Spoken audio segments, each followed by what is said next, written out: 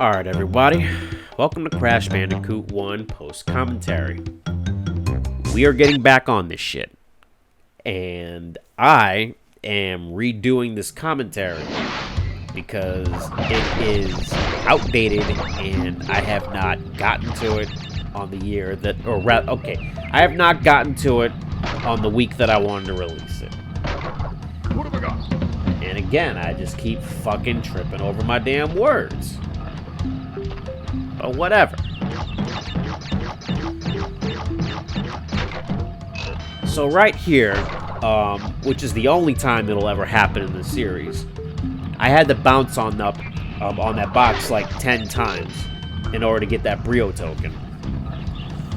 Now later on in the Insane Trilogy, I believe they put a box over that to where it kind of makes sense for a Brio token to just like be there, but that's one of those cryptic moments that if you don't have an eye for or don't have the sense to do so, you're gonna miss out on going to the Brio stage. But honestly, like, there's really no point.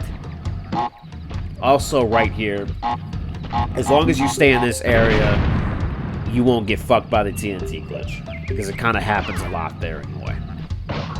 Where if you hit a TNT and you move too far away, the box will explode. Rather, the active TNT will explode, but it won't actually explode. It'll disappear while making the sound effect. Therefore, everything else around it, including other TNTs, do not explode. And it's a very, very, very stupid glitch. But, you know, as long as you have an eye for that sort of thing, if you keep it in mind, you know, you won't get completely, fucked by it. Alright, so I'm going to say this right here. This part is where the cracks start forming. Because I believe after this bonus round, later on in the stage where we get to the part where you need the blue gem to enter a pit to get the last 3 boxes in this stage, or whatever, or 6, I don't know how many there are down there, but you need the blue gem to get down there. I overshoot my jumps, and then I end up dying. Now, not in here, of course, I'm still doing that fucking, breaking all the boxes in here just out of muscle memory. And you can see right here that I'm struggling with the controls here a bit, because they are indeed very heavy and floaty. Like, Crash is, wearing some heavy-ass shoes or something, because, he just weighs a lot in this fucking stage. Also, I stood here for a minute because I was preparing a bit where I wanted to apologize to fucking Tawna for calling her a slut, because I got age restricted for that. And I believe it's stupid, and I'm glad they took it off, I guess a couple minutes later. Which was really weird of YouTube to do. Normally they don't, hold on. Okay, rather, when they do shit like that, YouTube is known for doubling down and not admitting that they made a mistake, unless you just make a big stink out of it. Also, here's where I die. Because, as you see, I'm just overshooting my jumps somehow. But it can happen a lot because Crash is a heavy dopey motherfucker to control in this game. But we need the blue gem anyway to get those last 3 or 6 boxes that are down there. And I think I do get through this Brio stage, but I feel like this is the only time you'll ever actually see me do it successfully. Because there's honestly no fucking point to it at all. You're just here to get lives, and you're going through a very, a very platform-heavy, bonus round. That's, supposed to be very challenging because it's, filled with TNTs and shit. But, there's really no point to it because you get, sent back to the stage anyway without even saving. So unless you want to challenge yourself, don't do it. Just don't even fucking worry about it. As long as you break the boxes, you can, die in those stages all you want. The Tawna stages matter the most because, they allow you to save, and of course you get Cortex stages, which allow you to get keys. those matter a lot too, because then you can unlock extra stages that have, again, more gems to collect. Now, I die right here because I missed that box for some reason. I don't know how I managed to miss it. I usually don't miss that, but I did. But we still get the gem in this level because we didn't hit a checkpoint. Therefore, our progress is reset to 0. So it's like we re-entered the level from the map, even though we didn't actually exit the level and have to re-enter it manually. That's kind of how this whole system works. Because had I hit a checkpoint here, if I die from this point on, which I don't, but should I do that, the boxes will no longer be broken. And I feel like that plays a part into the whole, like, you know, the level is now imperfect and you can't, you know, access the box tally when you finish. Again, which is pretty goddamn stupid, but, you know, I'm glad they fixed this in later games where like, you know, getting gems is less of a fucking hassle, and all you have to do is just break the boxes. So you can die any, like, time you want, and all the color gems are, like, you know, just hidden behind secrets and shit. But I actually do like the concept of, like, you know, getting a colored gem as a box gem as well. Like, I really wish they had, like, kept that, you know... I really wish they kept that, because it's like, you know, it makes getting the boxes a lot more sweeter and adds more stake to them, or whatever. Where it's like, you know, you get a pretty colored gem if you finish a fucking stage or whatever. But whatever. I'm not here to talk about hindsight bullshit. I'm just here to focus on this commentary. Now, Native Fortress is a long fucking level because the whole second half isn't locked behind gem bullshit. Though you still need a color gem to finish this level and get the box gem for this. I believe you need the red gem because there are 11 boxes in the clouds that you're just not going to fucking get. So you need to return here. There's not really much to say about this level other than, like, I die in the bonus round here, and I struggle to get up this fucking, like, you know, totem pole thing. Because, again, I just keep missing my jumps and shit. Like, I believe it's the second one where we have to go up and rise and whatever. Where I just, like, just start missing every single jump because, you know, Crash is fucking wearing lead shoes. And it's very easy to overshoot a jump. I mean, it can happen, so... There's not really much to talk about here. I've redid this commentary, like, so many times to have it, you know, stay up to date with this week. And I also didn't like the other one that I had because, sadly, I am a little bit under the weather, so there are some times where I may sniffle here and there.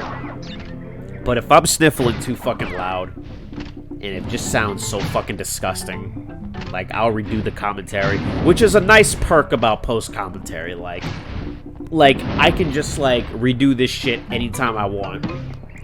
Whereas with live commentary, I'm kind of stuck with what I got. And if I want to have a better commentary, I have to restart, or rather have to replay the entire level, which means a whole ton of save files, and having a save state, and having, like, to literally redo the same thing I did before. And that's a fucking, like, that's too fucking long, so, you know, that's why my live commentaries are a bit sloppy. Whereas this shit here, I feel like it's a little more structured and clean. Because, like, I'm not under any kind of pressure or whatever. Like, I'm just watching myself play. And I'm just sitting here in hindsight. There's where I die, because I just somehow, like, between those two boxes, I just missed both of them. Again, it's that fucking, it's this heavy jumping. Like, I have not gotten used to it. I thought I did, but I have not. The cracks are forming here, and you're starting to see the real me come out. And I fail right here again because I had to get that mask for no reason. So now, I'm having to climb this bitch again. And it's just really annoying because, like, God forbid you miss any of these arrow boxes. Like, it's just tedious. Like, it's not like you die or anything, but it's just really fucking tedious to deal with. We also go to this little secret back area right here, which is just, I mean, right now it's filled with nothing but Wumpa Fruit. But it does allow us to bypass this really, I wouldn't say it's a hard section of platforming, but it looks really annoying, and I don't want to deal with it. And I'm pretty sure nobody else does either. So yeah, I believe in the Great Gate, there's another section like this that's in the second half that's like, you know, of course, you know, locked behind the yellow gem. And they actually do have a box back there, so you kind of have to look out for that sort of thing. And I feel like this level kind of prepares us for that inevitability.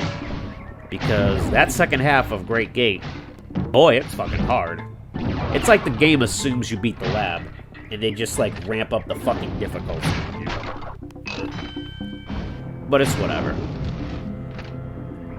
So yeah, we would have climbed all the way up to the clouds at this point, because we do need the red gem for this.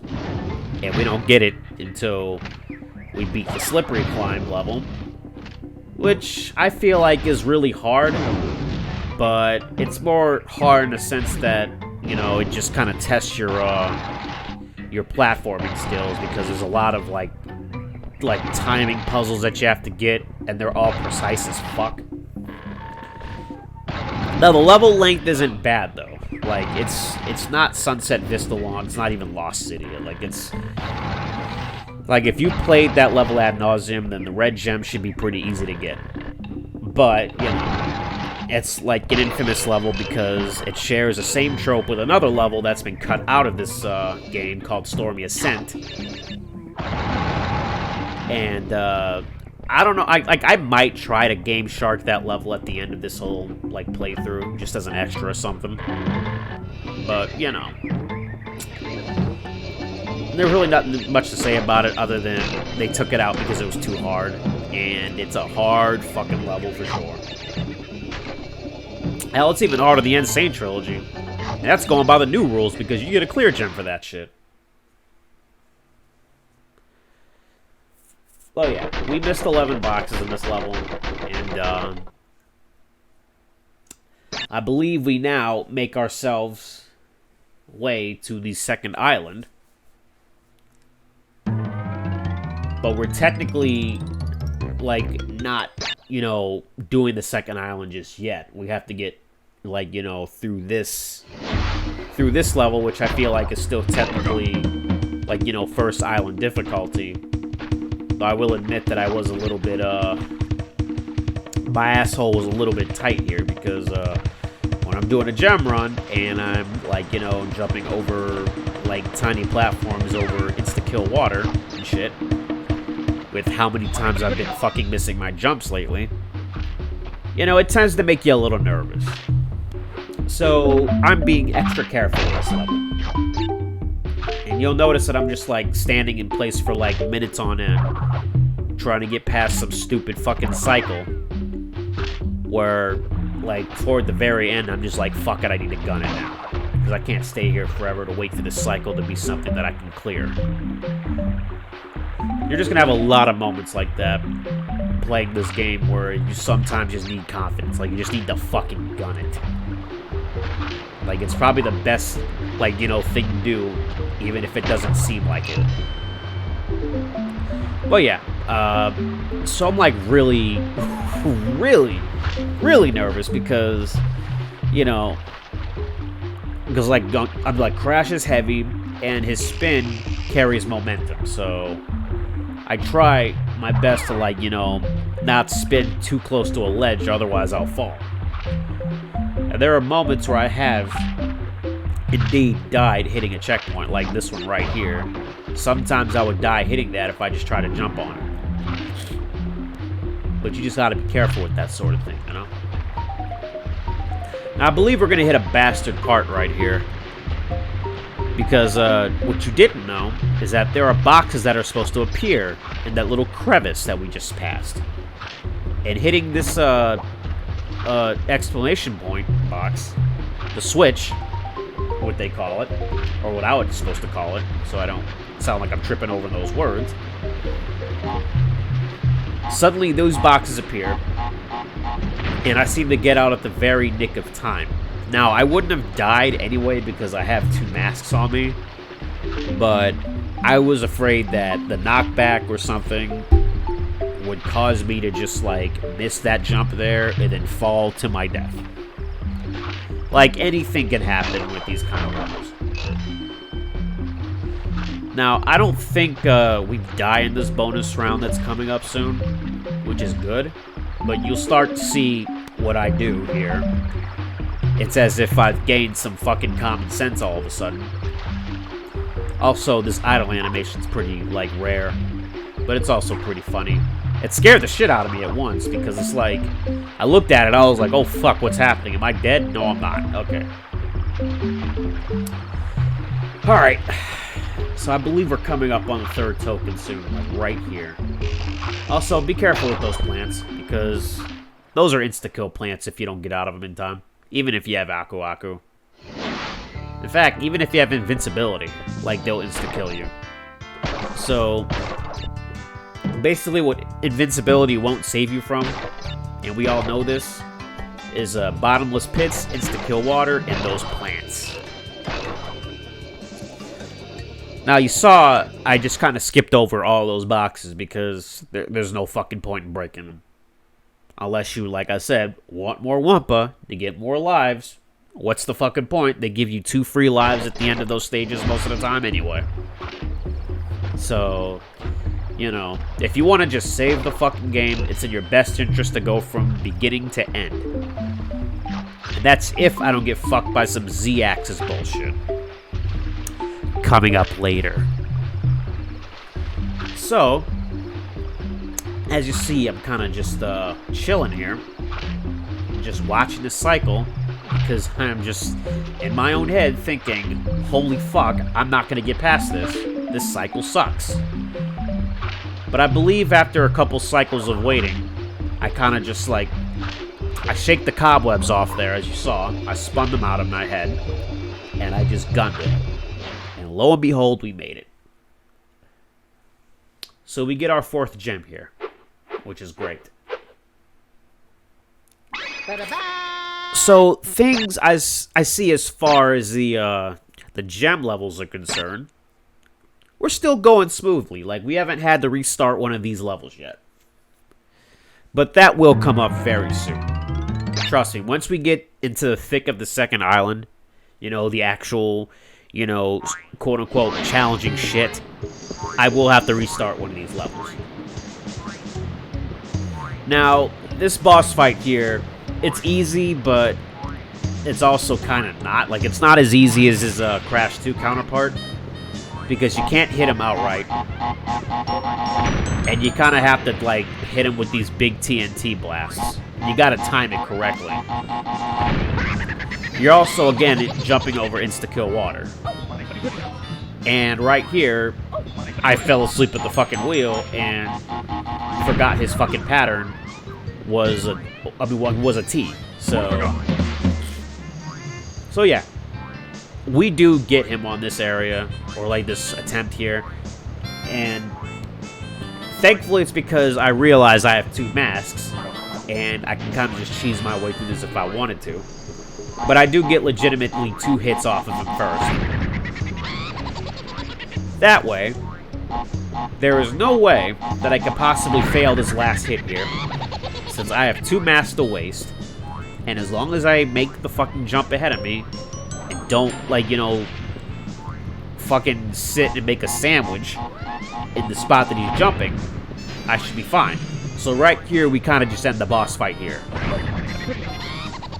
You can do that twice, and then you're gonna have to get, like, a legitimate hit off of him after that. So I would just, like, I would get 1 legit hit off of him first, and then waste 2 of your masks so you can end that shit quickly. Alright. Well, that's the end of that commentary right there. When we get back, things are going to get a little more challenging. But as far as the Lost City is concerned, we'll be fine. So I'll see you in the next commentary. Peace out.